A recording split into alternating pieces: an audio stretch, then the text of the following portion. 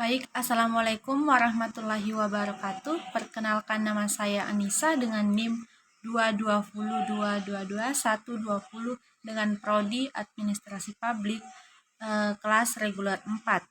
Baik, pada video kali ini saya akan menjelaskan materi mengenai regulasi keuangan publik. Baik, adapun tujuan dari materi ini adalah yang pertama itu untuk memahami apa saja definisi regulasi publik. Yang kedua, untuk mengetahui bagaimana teknik penyusunan regulasi publik. Yang ketiga, untuk mengetahui regulasi dalam siklus akuntansi sektor publik. Yang keempat, untuk mengetahui bagaimana sih penyusunan regulasi publik. Yang kelima, review regulasi akuntansi sektor publik. Yang keenam, untuk mengetahui apa saja dasar hukum dalam keuangan publik. Dan yang terakhir itu untuk memahami bagaimana permasalahan regulasi keuangan publik di Indonesia. Baik, yang pertama itu definisi regulasi publik. Regulasi publik merujuk pada kumpulan aturan dan ketentuan yang dibuat untuk mengatur berbagai aspek kehidupan masyarakat dalam ranah publik.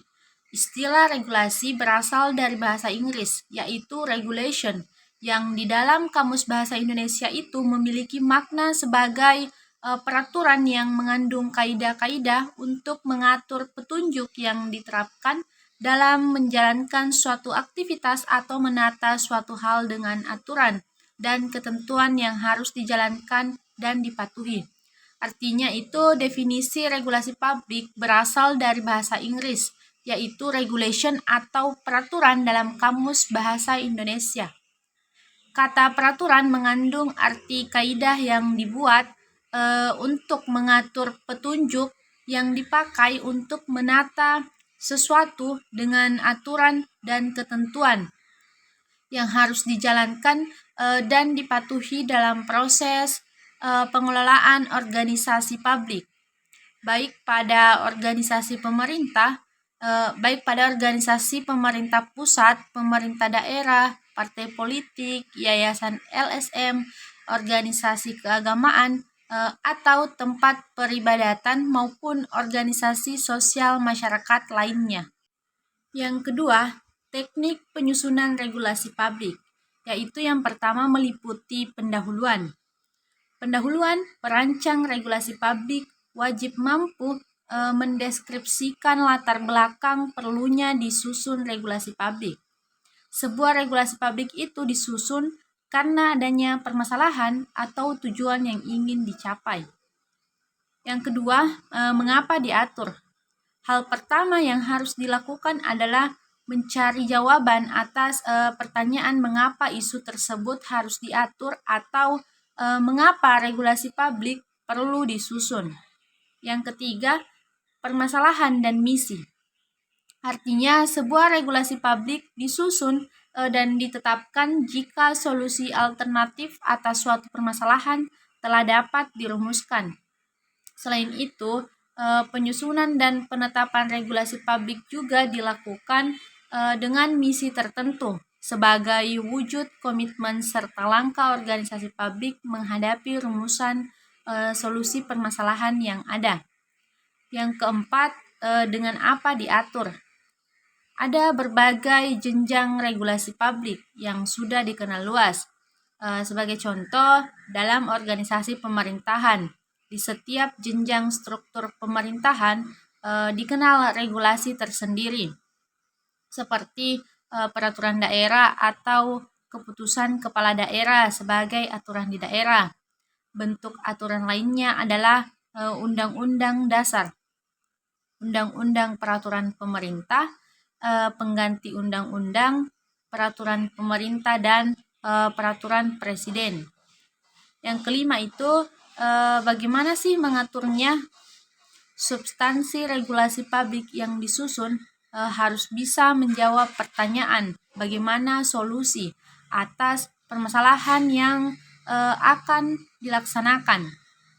Dengan demikian, regulasi publik yang disusun benar-benar merupakan wujud kebijakan organisasi publik dalam menghadapi berbagai permasalahan publik yang ada. Yang 6. Diskusi atau musyawarah. Artinya materi regulasi publik harus disusun dan dibicarakan melalui mekanisme forum diskusi atau pertemuan khusus publik yang membahas regulasi publik. Kemudian yang ketujuh, catatan. Artinya catatan yang dimaksud adalah hasil dari proses diskusi yang telah dilakukan sebelumnya. Hasil catatan ini kemudian menjadi wujud tindak lanjut dari keputusan organisasi publik menyangkut bagaimana regulasi publik akan dihasilkan dan dilaksanakan terkait isu atau permasalahan yang dihadapi. Baik, yang ketiga, regulasi dalam siklus akuntansi sektor publik. Dalam akuntansi sektor publik, tahapan organisasi selalu terjadi di semua organisasi publik.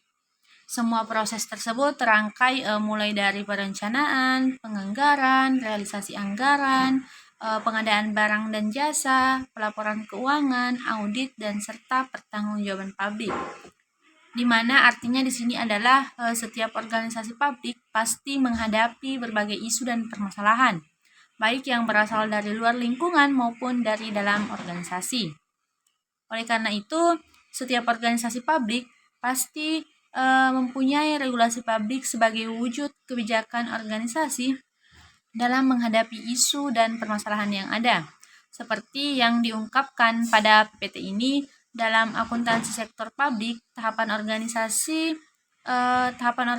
itu melalui proses yang terangkai mulai dari perencanaan, pengadaan barang dan jasa, pelaporan keuangan, audit, serta pertanggungjawaban publik. Pada setiap tahapan tersebut, isu dan permasalahan seringkali melingkupi baik yang terkait secara fungsional maupun prosedural hingga pada tataran pelaksanaannya sehingga hasil akhir dari setiap tahap dapat dipengaruhi. Dalam menghadapinya, organisasi publik pun menggunakan regulasi publik sebagai alat untuk memperlancar jalannya siklus akuntansi sektor publik agar tujuan organisasi dapat tercapai. Kemudian yang keempat itu penyusunan regulasi publik.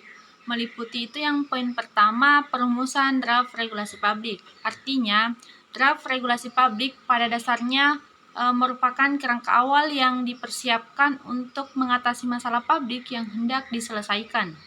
Artinya, secara sederhananya itu, draft regulasi publik harus dapat menjelaskan siapa organisasi publik pelaksana aturan, kewenangan apa yang diberikan padanya, perlu tidaknya memisahkan antara organ pelaksana peraturan dan organ yang menetapkan sanksi atas ketidakpatuhan, persyaratan apa yang mengikat organisasi publik pelaksana, serta apa sanksi yang dapat dijatuhkan kepada aparat pelaksana jika menyalahgunakan wewenang.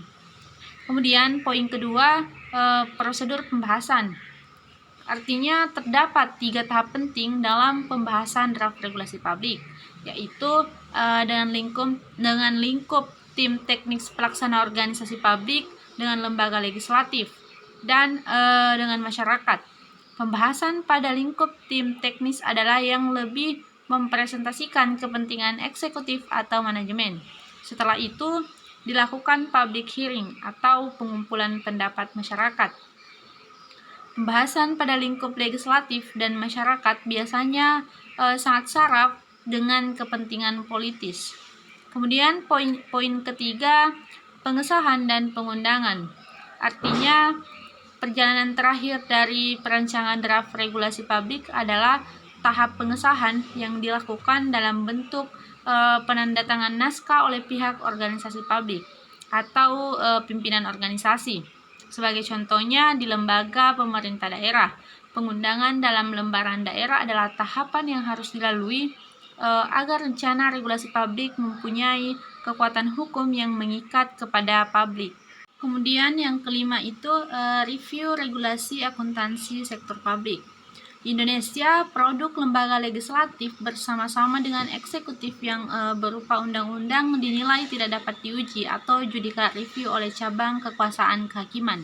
Jika hal itu hendak dilakukan, pengujian itu akan dilakukan oleh lembaga yang membuat aturan itu sendiri.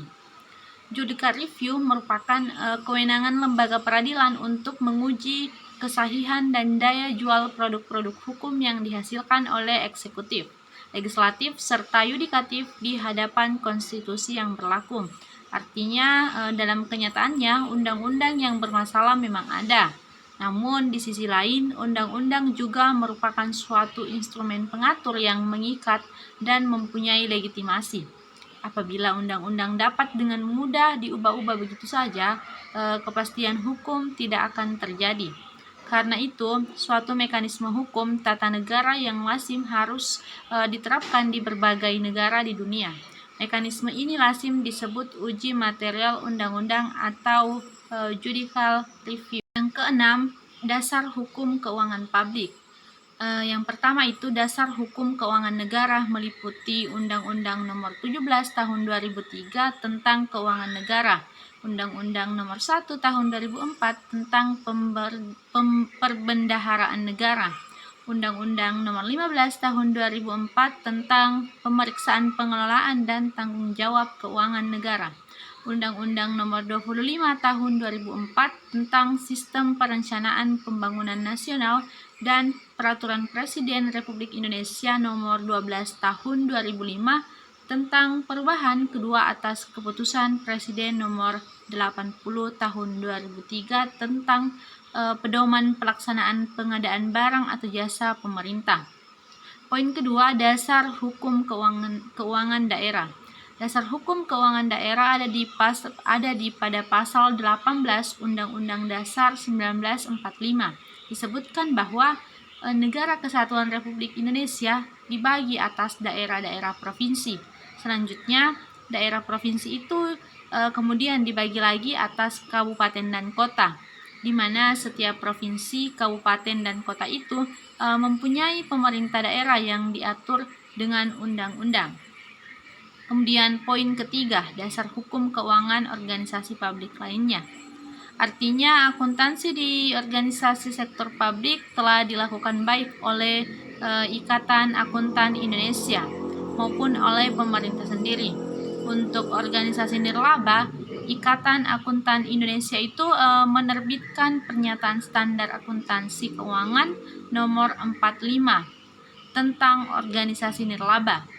Selain itu, juga lahir Undang-Undang Nomor 16 Tahun 2001 tentang yayasan yang mengatur masalah organisasi publik yang berbentuk yayasan. Kemudian ada juga regulasi publik terkait dengan partai politik seperti Undang-Undang Nomor 2 Tahun 2008 tentang partai politik dan Peraturan Pemerintah Nomor 29 Tahun 2005 tentang bantuan keuangan kepada partai politik. Kemudian materi terakhir itu mengenai permasalahan regulasi keuangan publik di Indonesia. Meliputi itu yang pertama, regulasi yang hanya berfokus pada manajemen.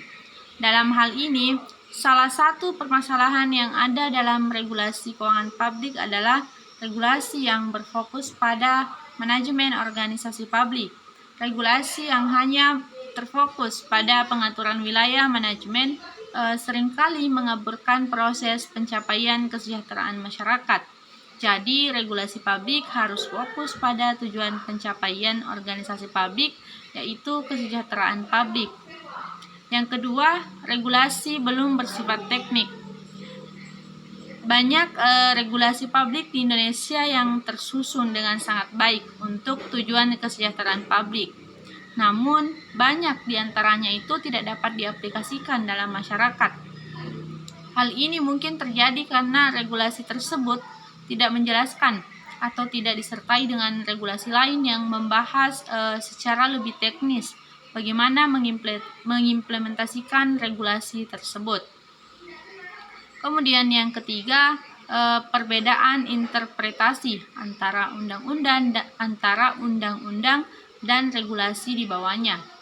Salah satu permasalahan regulasi di Indonesia adalah perbedaan interpretasi antara undang-undang dan regulasi di bawahnya.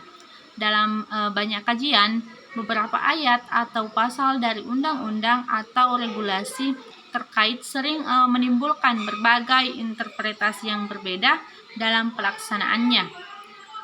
Kemudian yang keempat, pelaksanaan regulasi yang bersifat transisi berdampak pemborosan anggaran. Sebagai contohnya di bidang keuangan publik, reformasi di tingkat regulasi dimulai dengan lahirnya Undang-Undang Nomor 17 Tahun 2003 yang diikuti dengan lahirnya Permendagri Nomor 13 Tahun 2006 yang direvisi kembali menjadi Permendagri Nomor 59 Tahun 2007. Walaupun telah direvisi, berbagai friksi terkait dengan materi peraturan tersebut tetap masih ada. Kemudian poin terakhir, pelaksanaan regulasi tanpa sanksi. Kelemahan lain dari regulasi di Indonesia adalah pelaksanaan regulasi yang tanpa sanksi. Dalam kasus ini, sanksi yang dimaksud adalah hukuman jika organisasi publik tidak melaksanakan regulasi tersebut. Dengan tidak adanya sanksi, organisasi akan seenaknya melaksanakan atau tidak melaksanakan regulasi tersebut. Baik, itulah penjelasan materi dari saya mengenai regulasi keuangan publik. Sekian dari saya. Billahi fisabilil haq, fastabiqul khairat. Wassalamualaikum warahmatullahi wabarakatuh.